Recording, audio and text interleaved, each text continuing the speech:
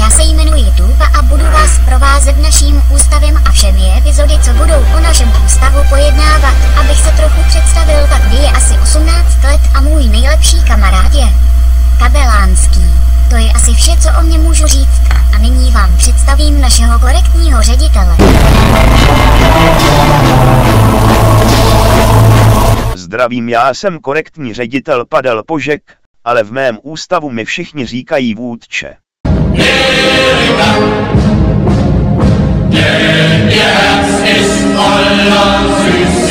A dneska bych vás seznámil s naším ústavem a rád bych vám ukázal několik důvodů, proč si zvolit náš ústav ke studiu. Za prvé, náš ústav neskrývá žádné tajnosti a je 100% korektní. Hi. Okay. YOLO! Za druhé, máme hrdou historii tohoto ústavu a stojíme si za tím. Za třetí, máme velmi silnou protileteckou obranu.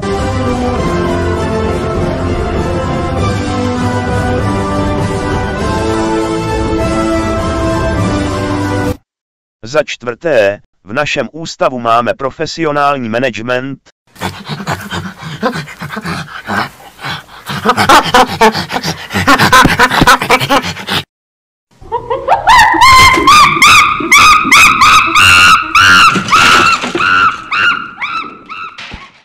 který se stará o plynulý chod ústavu.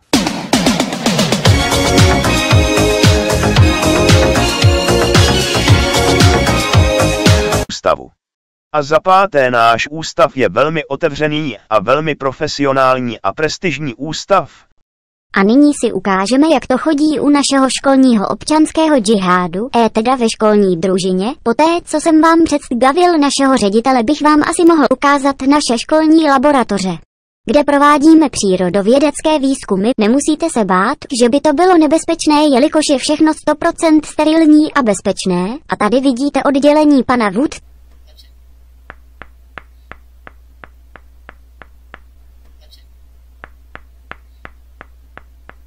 Tady vidíte oddělení pana vůdce, teda ředitele Požka.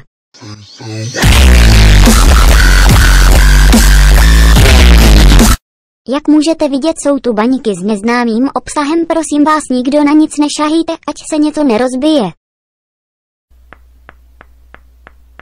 No, nada vermo. No, nada vermo. No, nada vermo.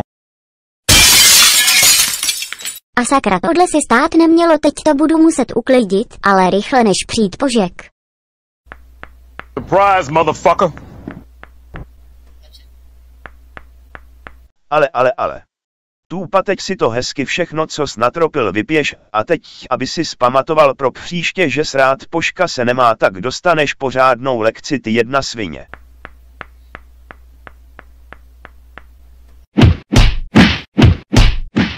Ty hajzle tu máš. Pan řídí ICI, já už to neudělám, já už budu hodný a auto bolí.